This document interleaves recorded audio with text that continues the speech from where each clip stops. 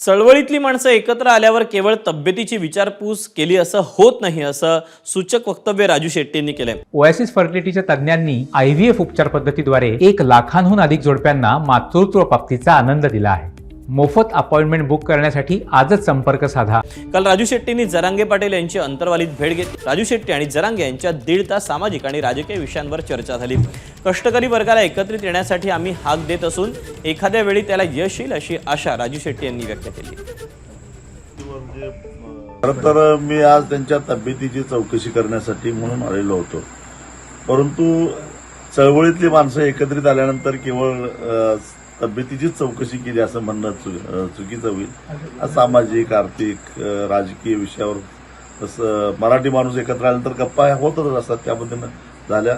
आम्ही सगळेजण प्रयत्न करतोय की जो महाराष्ट्रातला नाहिरे वर्ग आहे, जो कष्ट करणारा वर्ग आहे, ज्याला घाम येतो, अशांना एक आवाज देण्याचा प्रयत्न आमच्या सगळ्यांच्याच माध्यमातून चालू आहे.